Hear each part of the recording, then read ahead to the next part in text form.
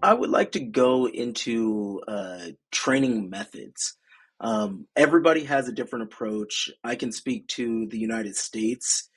Some people are more, I want to say it's yoga based sumo practice where they focus on like hours of just stretching and maybe then they do some technique and they probably won't have rounds, which that's not my particular style, but for some people I think that that's important for them. Some people have different methods where it's all based on powerlifting and strength techniques. I am a little bit more. So the person that taught me sumo was Sumo Yama and Takeshi. So I'm very like traditional with Shiko, Suriashi, Tempo, that kind of stuff. Like I'm a little bit more traditional, but I'm not dogmatic. I think that some people have that like you have to be in the I am Oyakata. I have to focus in and I have to be tough dog. I don't think that that's really the way either. I think that just practicing best practices is good. But what do you guys think about that? What do you guys do? We'll start with you, Joe.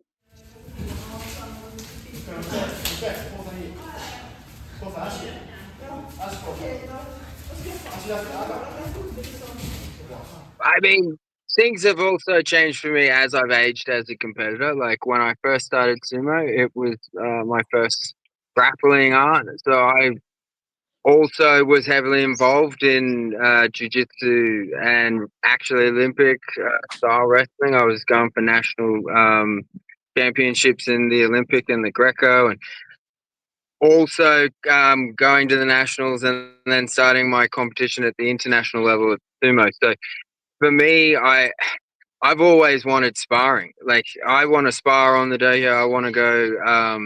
I want to break it down. I want to have a match, and I want to think about the motions that I went through, and then run it back and slow it down, and then look at the outcomes and what could have done differently. Because you just don't have the time to do that at, when it's all happening, and you can go back over and over and over, but it just takes one little slip up.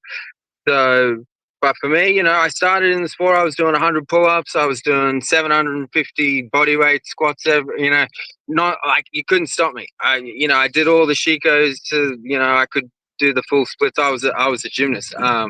But these days, I just visualize. I'm constantly visualizing. I'm constantly running through the motions. I'm constantly looking for, how to do things differently. So I've got the experience that helps. Like so there's different levels, and now I'm looking at things like a coach. So what it takes to be the world champion as an aging competitor.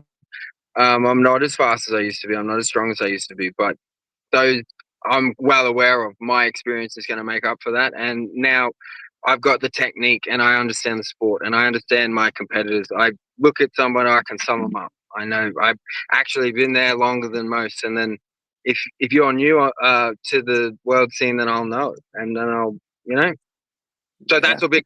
So really just immersing yourself in the culture of what you're doing. Like it's a sport where you're going to push someone out or they're going to push you out, you're going to pull them down or they're going to pull you down, or if you know at best you might look amazing, or at worst you might look like really dang that was ouch, or that was savage, like, but it's that sort of sport. Like if um for the juniors that are strong and explosive and athletic, they just need to just keep going through their paces and then just get more technical and just fight those more experienced fighters that can give them that edge.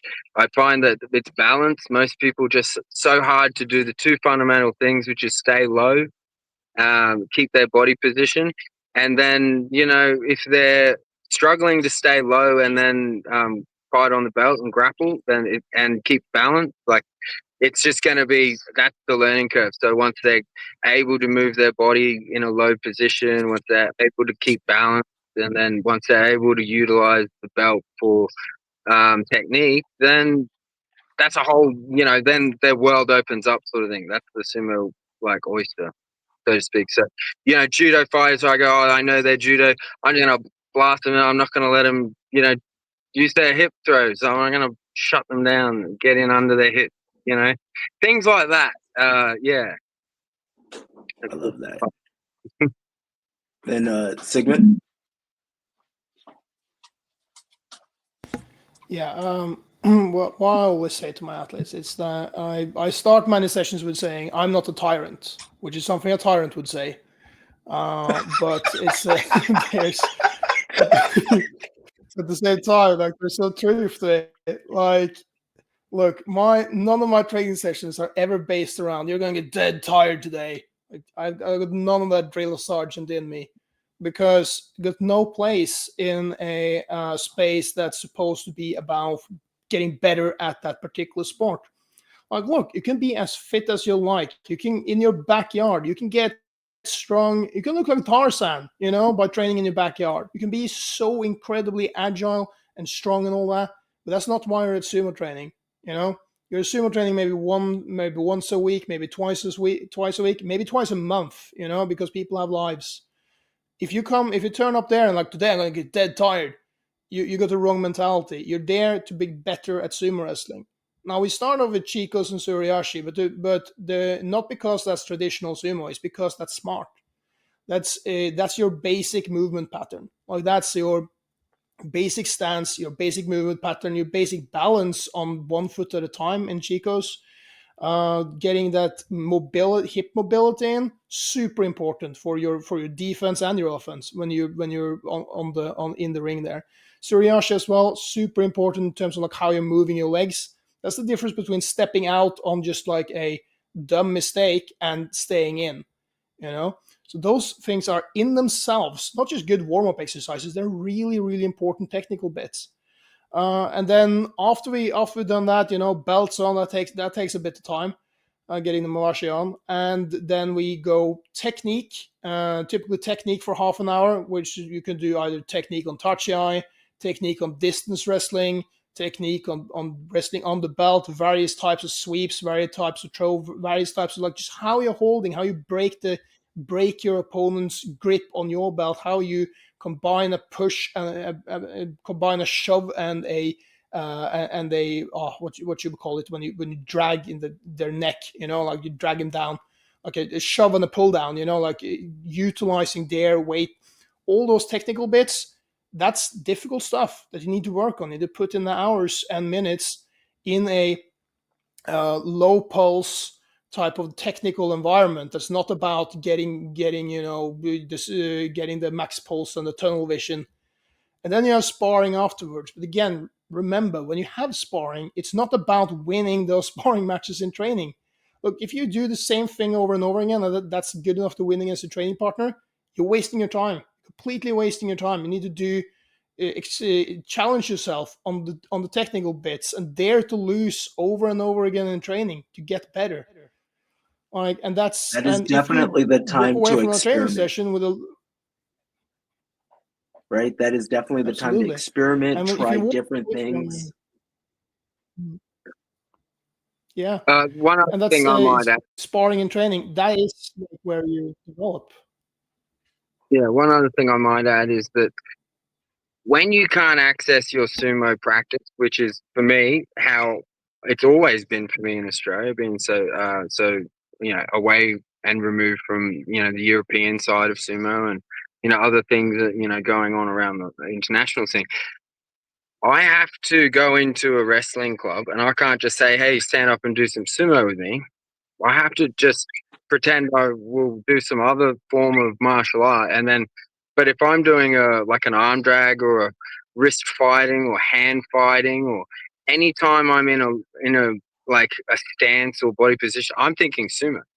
Because my training is about how I'm going to cross this into my sumo match. Like, how is this going to affect me come World Championships in September? So I'm always, because I can't get the jiu-jitsu guy that wants to play a half guard on his back to stand up and want to fight me. But if I give him a leg and he wants to do a leg lock, and then all of a sudden he stands up, and then there's my chance to come in low and get in on the hip, and then take him down from a an ippon or something. And I'm thinking sumo, so I'm always thinking sumo. That's a really good approach. Um, uh, So, as we're thinking about sumo and we're thinking about training for sumo, is there any strength and conditioning that either one of you do that's designed for sumo? I find that heavy bag stuff like Bulgarian bag stuff, just general wrestling conditioning and weights are good, but I'm very much opposed to. I've been seeing people putting like ankle weights on and doing Shikos. I don't think that's quite the right thing, um, but I'm open minded to trying new things. Are you guys trying anything different with strength protocols or anything along those lines? Yeah, so I predominantly always fight heavier weight opponents. So I mean, I still fall into the lightweight division, although I am trying to move now with older age into the heavier weight, just for my own growth in the sport. I just find it more interesting and more being a complete sumo just requires a bit more weight out of me. But other than that, yeah. So competitively speaking, yeah. Oh yeah, it's look, our we don't have a set program in our team. Like because like our athletes, they have all their situations are so different from each other. But if I were to give some general advice, I would do combine some heavy weightlifting to get that base strength like in your legs with squats, especially. Obviously, with the right technique, for God's sake, please learn technique before you load on the weights. uh that's my one of my many pet peeves of like people loading on the weight without the techniques. Like, please get the right technique, lifting technique. But if you have the right lifting technique, getting a good getting a lot of squats in with like fairly decently heavy weights. One of our top heavyweight woman, Catherine, she's a power lifter on the side.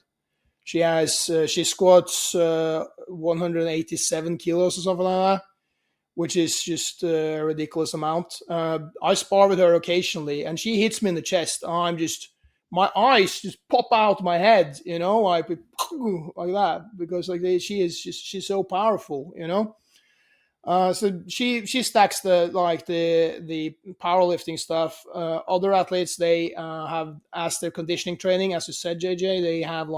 They have essentially wrestling training as their conditioning.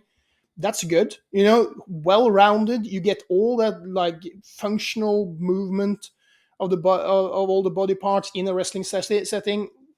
Very little can beat that. If you can wrestle, if you have the opportunity to wrestle with good sparring partners 5 days a week, I would say do that. That's more than good enough. But if you don't have any sparring partners and want to do like um, a pure athletic type of like training circuit, CrossFit, functional fitness, that type of like, again, like find a gym that's not full of crazy people who do like weird things like bad technique and all that, because those communities exist. But a serious functional fitness gym, they get that all-rounded functional body movement type of strength. So that's what I would recommend to most people.